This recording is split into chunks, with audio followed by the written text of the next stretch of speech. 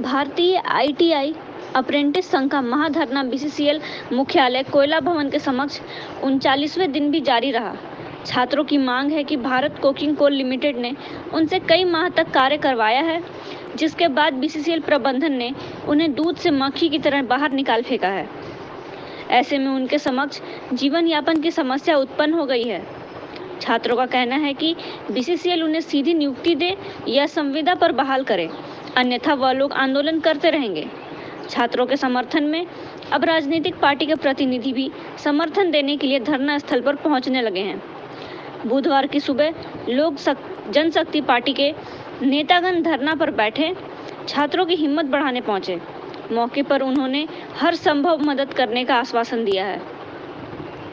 मालूम हो कि आईटीआई अप्रेंटिस छात्र अपनी पढ़ाई पूरी करने के बाद बीसीसीएल में प्रशिक्षण लिया था। कार्य के दौरान प्रबंधन ने उनसे नियमों को दरकिनार कर कई प्रकार के कार्य करवाए, परंतु जब छात्रों को बहाल करने की बात आई तो उन्हें हटा दिया गया। ऐसे में रोजगार की मांग को लेकर छात्र पिछले 39 दिन से भारत कोकिंग कोल लिमिटेड के मुख्यालय कोयला नगर स्थित कोयला भवन में महाधरने पर बैठे हुए हैं। साथ ही बीसीसीएल प्रशिक्षित मुख्यालय कोयला भवन के समक्ष 39वां दिन धरना स्थल पर इस कड़कती धूप कोल इंडिया के पदाधिकारी के कानों तक इनकी आवाज 39 दिन में भी अभी तक नहीं पहुंचा। यह बड़ा खेद की बात है। यहाँ के बीसीसीएल प्रबंधक को इस मंच के माध्यम से मैं चेतावनी देना चाहता हूँ कि इन प्रशिक्षित छात्रों को अविलंब मांग को पूरा करते हुए इनका रोजगार मुहैया करने का काम करे। अंती पार्टी एक व्यापक आंदोलन लेकर आपका घेरने का काम करेगा।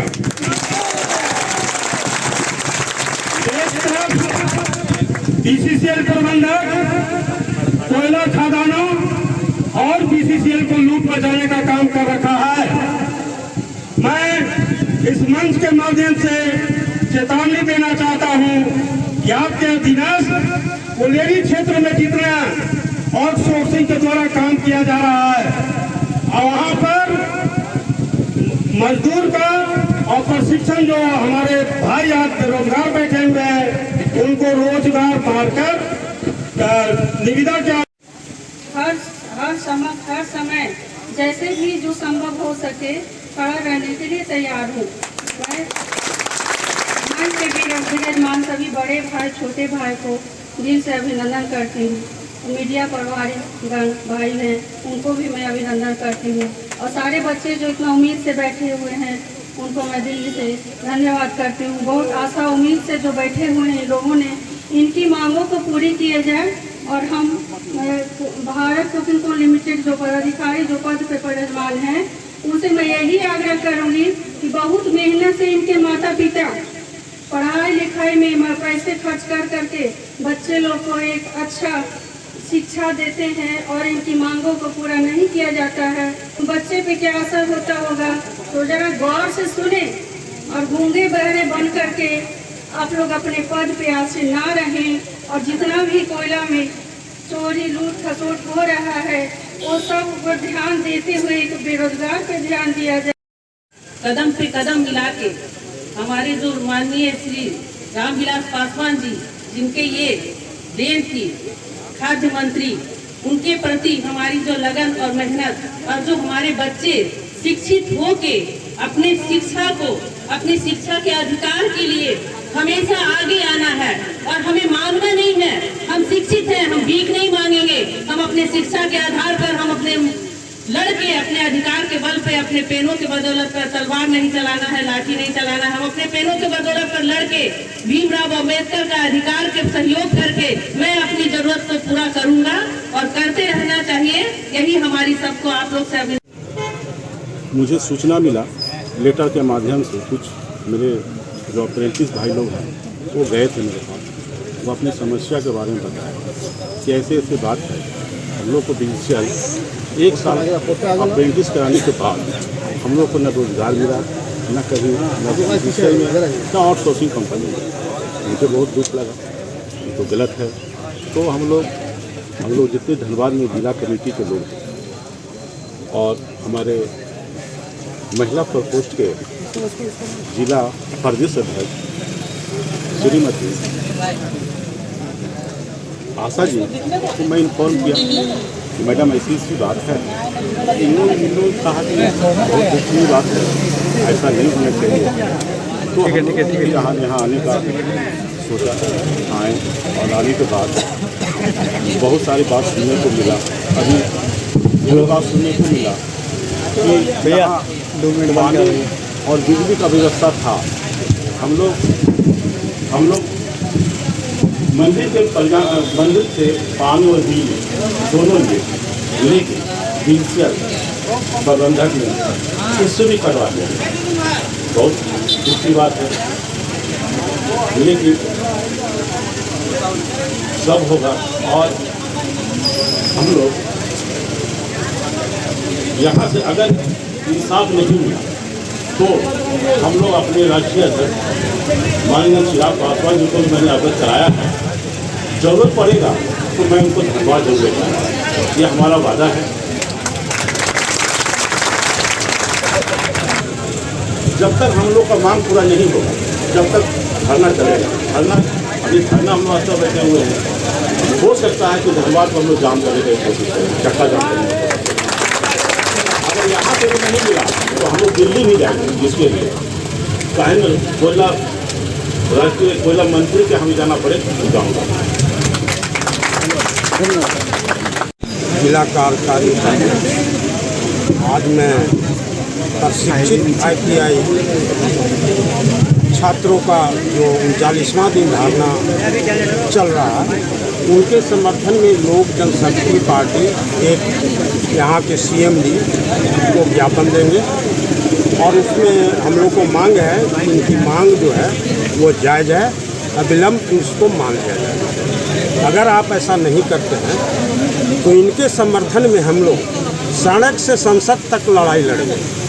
चाहे इसके लिए हम लोग को जो भी करना होगा, इस पत्र के माध्यम से चिट्ठी दे रहे हैं। माननीय चिराग पासवान जो राष्ट्रीय अध्यक्ष लोक जनशक्ति पार्टी के हैं उनको हम लोग दे रहे हैं।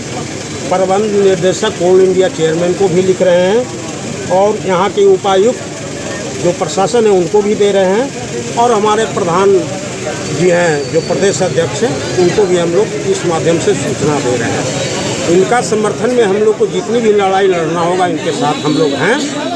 और ये अपने जायज़ मांग के लिए यहाँ के प्रबंधक जो है अपना नाकाबी छिपाने के लिए कभी बिजली काटती है, कभी पानी काटते हैं, उससे हम लोग हतोत्साह नहीं हो रहे हैं। उसका व्यवस्था हम लोग खुद कर लेंगे और ये लड़ाई अगर नहीं मानता है तो इसकी लंबा लड़ाई हम लोग लड़ेंगे।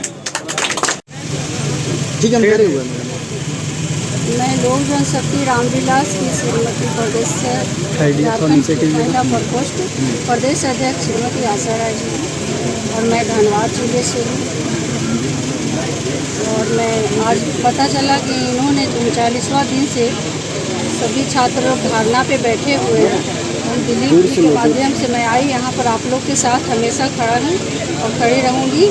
मैं सुख दुख के भागीदार हमेशा रहूँगी, लेकिन हमारे यही कहना है सारे अध्यक्ष जो प्रदेश जो पदाधिकारी हैं वो कम से कम ध्यान दें इन बच्चों पे जो मतलब बेरोजगारी से ग्रस्त है, जो हमारे सरकार भी नहीं मांग सुनती है। ऐसे आए दिन कितने धरना प्रदर्शन होता है लेकिन सुना नहीं जाता है। बस 39वां दिन हुआ, 40वां दिन हुआ, लोग थक हार के अपने घर चले जाते हैं। लेकिन इनको ध्यान से सुना जाए और हमारे बच्चे ये हमारे देश के भविष्य आने वाले कल हैं उन पे ध्यान दिया जाए। और जितना भी यहाँ पे जो गलत काम हो रहा है जैसा कि कोयला चोरी चाहे और भी कुछ भी हो रहा है कोयलांचल में, उसको जड़ से उखाड़ के फेंक देने का काम हम लोग करें और सब मिलजुल करके आने वाला कल को भविष्य को उजागर करें और हमारे जितने भी बेरोजगार साथी बेरोजगार बच्चे को रोजगार दिलाएं और हम लोग एक दूसरे को मजबूती से हाथ पकड़ करके आगे बढ़ें और मैं यही संघ के साथ 21 दिनों से हम लोग अपना संघर्ष को जारी रखे। इसी बीच आज जो है BCCL के मुख्य महाप्रबंधक साहब के समक्ष हम लोगों का बैठक बुलाई और अभी आधे घंटे की इस बैठक में कोई जो है हम लोगों के बीच कोई हम लोगों के हित में चर्चा नहीं हुई।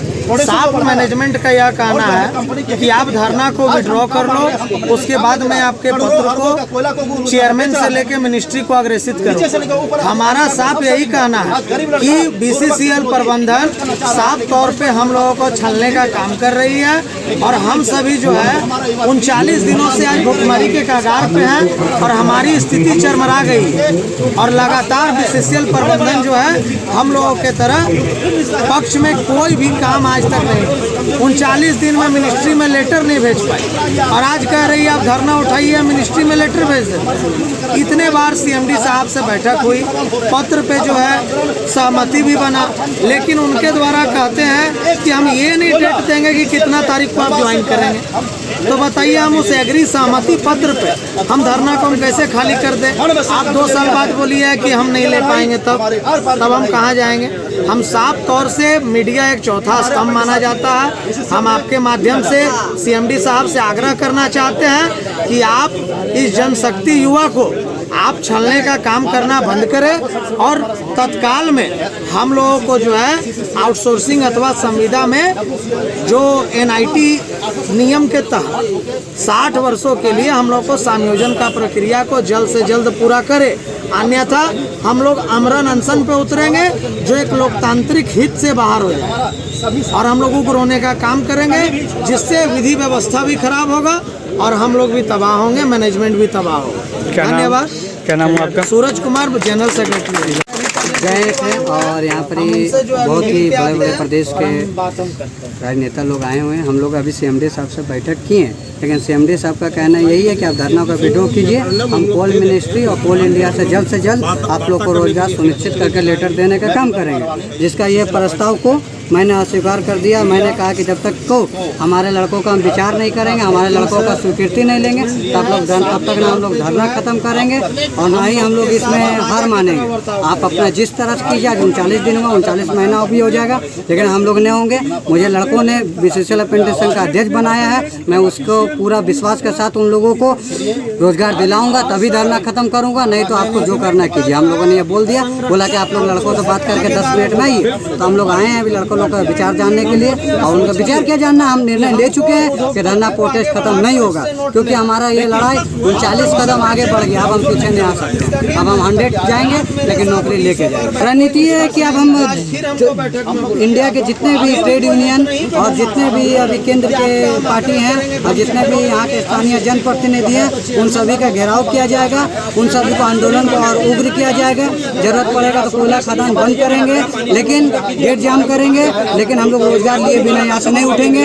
मैं अपील करना चाहता हूँ केंद्र सरकार से भी और राज्य सरकार से भी कि जल्द से जल्द इस मामलों को संज्ञान ले, क्योंकि हम लोग अप्रेंटिस प्रशिक्षु से 1 साल का यहाँ प्रशिक्षण खून पसीना बहाए हैं। हम लोगों को रोजगार की अत्यंत आवश्यकता है और इसको आपको समझना हो चाहिए, क्योंकि आज 39 दिनों से हजारों प्रशिक्षु यहाँ बेरोजगार हैं, तो आपको इसको रोजगार से जोड़ना चाहिए। किस काम का ये ऐसे स्किल इंडिया है? ऐसे स्किल इंडिया से क्या हो जाएगा? हम लोग को क्या रोजगार सुनिश्चित हो रहा है? नहीं, जिससे सिर्फ बेरोजगारों को खान पैदा हो रहा है, बेरोजगारों को शोषण किया जा रहा है। नहीं, हम लोगों को अब रोजगार से जोड़ा जाए, यही हम लोग का मांग है। और जब तक हम लोग का मांग पूरा नहीं होगा, इसी तरह से हम लोग धरनारत रहेंगे और यही हम लोग का उद्देश्य है। क्या नाम है आपका? हमारा नाम पवन कुमार, BCCL अप्रेंटिस संघ अध्यक्ष।